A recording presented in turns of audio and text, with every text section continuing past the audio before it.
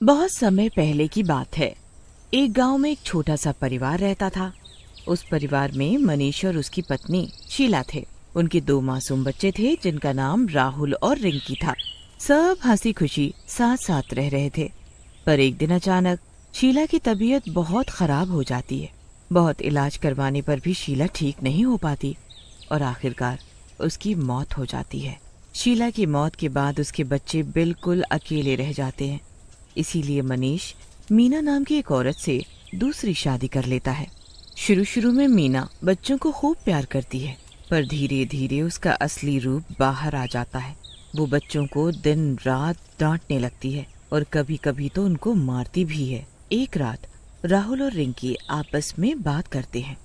दीदी, ये दूसरी माँ कितनी बुरी है ना। क्यों ना हम इसकी सारी सच्चाई बाबा को बता दें। कोई फायदा नहीं है राहुल, वो हमारी बात पर यकीन ही नहीं करेंगे। मैं ऐसा करके देख चुकी हूँ। उनको लगता है हम झूठ बोल रहे हैं और दूसरी माँ को घर से भगाना चाहते हैं। पता नहीं राहुल, भगवान क्या चाहते हैं आखिर। सब ऐसे ही चलता रहता है। राहुल और रिंकी कभी अपने बाबा को सच नहीं बता पाते। एक दिन मनीष कुछ काम से शहर चला जाता है। बस फिर तो मीना को बड़ा ही अच्छा मौका मिल जाता है। अब तो मैं इस मौके को हाथ से जाने नहीं दूंगी और इन बच्चों को ठिकाने लगा दूंगी। रात को जब बच्चे सो रहे होते हैं तो मीना उनके पास जाती है और उनको उठाती है। बच्चों जल्दी उठो, बच्चों जल्दी उठो। हाँ माँ, क्या हुआ? आप इतनी रात को यहाँ? तुम्हारे बाबा मुसीबत में हैं। हमें अभी के अभी उनको ढूंढने निकलना होगा। हाँ, क्या हुआ बाबा को? कहाँ है वो? तुम दोनों जल्दी खड़े हो, मैं रास्ते में तुमको सब बताती हूँ। मीना की बात सुनकर दोनों बच्चे जल्दी से खड़े हो जाते हैं और मीना के साथ साथ चल देते हैं। पूरे रास्ते रिंकी और राहुल मीना से अपने बाबा के बारे में पूछते रहते हैं, पर वो कोई जवाब ठीक से नहीं देती। थोड़ी देर बाद मीना उन दोनों को एक घने जंगल में ले जाती है। दोनों बच्चे घने जंगल को देखकर बहुत डर जाते हैं। उन्हें कुछ समझ नहीं आ रहा होता कि आखिर क्या हो रहा है। कुछ देर बाद जब सब जंगल के बीचों बीच पहुंच जाते हैं तो मीना उनको एक पेड़ के नीचे बिठा देती है। तुम दोनों यहीं बैठो, मैं कुछ पानी वगैरह लेकर आती हूँ। माँ, आप हमें ऐसे यहाँ अकेले छोड़कर मत जाओ। अरे डरने वाली क्या बात है, मैं हूँ ना यहाँ। तुम डरो मत, मैं बस अभी आई। मीना पानी के बहाने वहाँ से निकल जाती है और वापस ही नहीं आती। काफी देर तक बच्चे उसी पेड़ के नीचे बैठकर अपनी माँ का इंतजार करते रहते हैं, पर वो नहीं आती। दोनों बच्चे बुरी तरह रोने लगते हैं। काफी ठंड भी होती है जिसके कारण वो कांपने भी लगते हैं। माँ ने हमें पागल बनाया है। उन्होंने झूठ बोलकर हमें अकेला जंगल में छोड़ दिया। क्या सच में दीदी? अब वो वापस नहीं आएंगी क्या? नहीं, अब वो नहीं आएंगी, पर हमें डरना नहीं चाहिए। हमें बाहर निकलने का रास्ता ढूंढना होगा राहुल। राहुल और रिंकी बाहर निकलने का रास्ता ढूंढने लगते हैं, पर बाहर निकलने की जगह वो और अंदर चले जाते हैं। उन्हें कोई रास्ता दिखाई नहीं देता। काफी देर बाद फिर उनको एक रोशनी दिखती है। दोनों बड़े खुश होते हैं कि अब वो बाहर निकल जाएंगे। थोड़ा और आगे चलने पर उनको एक बांस का घर दिखाई देता है। देखो राहुल, वहाँ किसी का घर है। वहाँ जरूर कोई न कोई होगा जो हमारी बाहर निकालने में मदद कर सकता है। रिंकी और राहुल खुशी से भागते हुए उस बांस के घर के पास जाते हैं।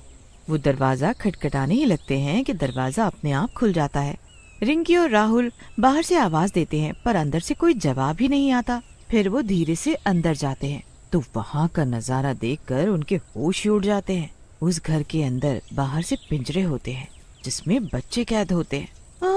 ये बच्चे पिंजरों में क्या कर रहे हैं? तुम दोनों कौन हो और यहाँ क्या कर रहे हो?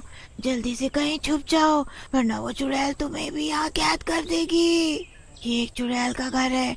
वो बच्चों को पकड़कर यहाँ कैद करती है ताकि जब उसके पास पूरे 21 बच्चे हो जाएं तो वो उनको बलि चढ़ाकर पूरी दुनिया की सबसे ताकतवर चुड़ैल बन सके। अभी वो बच्चों को पकड़ने ही गई है, बस आने वाली होगी। तुम जल्दी से छुप जाओ। अचानक तभी बाहर किसी के आने की आहट होती है। आ गई, वो आ गई, जल्दी छुप जाओ तुम दोनों। रिंकी और राहुल जल्दी से एक ड्रम के अंदर छुप जाते हैं। तभी उस बांस के घर का दरवाजा खुलता है और एक चुड़ैल छोटे से बच्चे को पकड़कर अंदर लेकर आती है।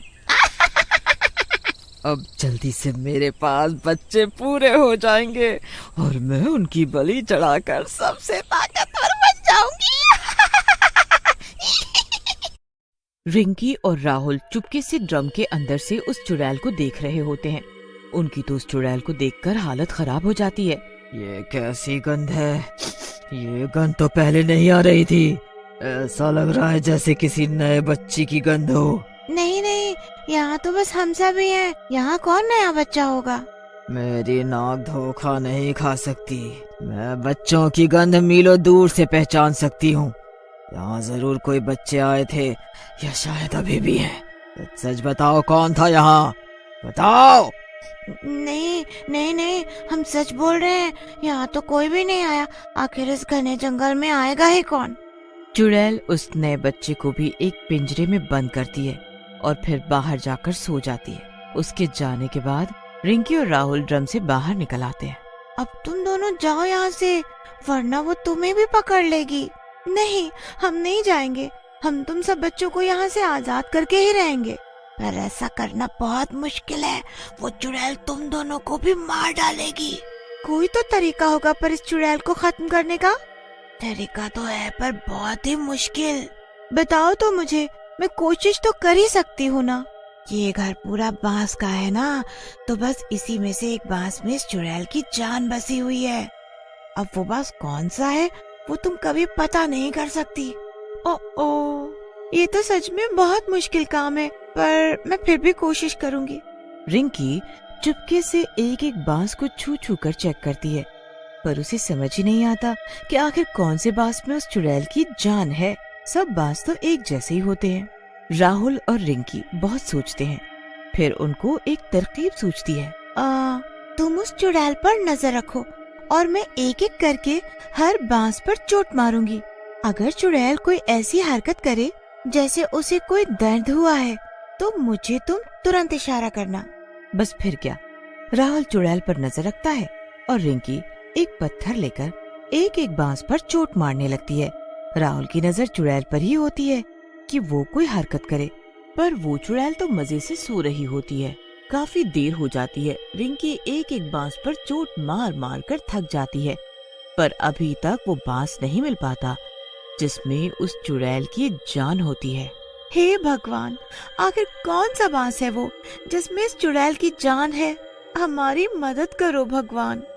दीदी जल्दी करो, वरना कहीं ये चुड़ैल जाग ना जाए। मैं कोशिश कर रही हूँ राहुल, पर क्या करूँ, अभी तक वो बांस नहीं मिल पाया है। राहुल और रिंकी की आवाज से चुड़ैल की आंख खुल जाती है और वो राहुल को देख लेती है। मुझे पता था यहाँ कोई नया बच्चा है। मेरी नाक धोखा नहीं खा सकती। अब तुझे कोई नहीं बचा पाएगा। अब तो मुझे नए बच्चे ढूंढने की जरूरत भी नहीं है। मेरे पास सारे बच्चे पूरे हो गए। अब मैं तुम सबकी बलि दूंगी और सबसे ताकतवर चुड़ैल बन जाऊंगी।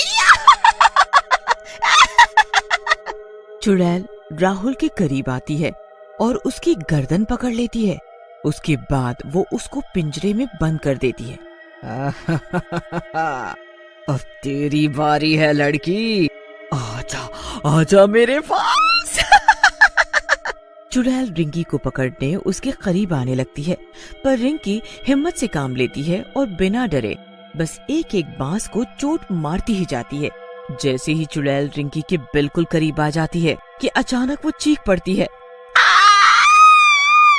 मार दो, जल्दी इस बांस को तोड़ दो।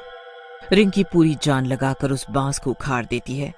बांस के उखड़ते चुड़ैल जमीन पर गिर पड़ती है और उसके बाद वो बांस को कुचल देती है। नहीं नहीं नहीं नहीं, मुझे मत मारो। उस बांस को चोट मत पहुंचाओ। रिंकी उसकी एक नहीं सुनती और बांस को तब तक कुचलती है जब तक चुड़ैल मर नहीं जाती। उसके बाद वो सब बच्चों को आजाद कर देती है। सारे बच्चे खुशी से झूम उठते हैं और रिंकी को धन्यवाद बोलते हैं। उसके बाद सब मिलकर बाहर जाने का रास्ता ढूंढते हैं। अगली सुबह सब गांव पहुंच जाते हैं। वहाँ सबके माँ बाप अपने अपने बच्चों को देखकर बड़े खुश हो जाते हैं। वहाँ पर रिंकी और राहुल के माँ बाप भी होते हैं। राहुल अपने बाबा को सारी बात बता देता है, जिसे जानकर मनीष गुस्से से लाल हो जाता है। मनीष मीना को घर से निकाल देता है और अकेले ही अपने बच्चों की परवरिश करता है।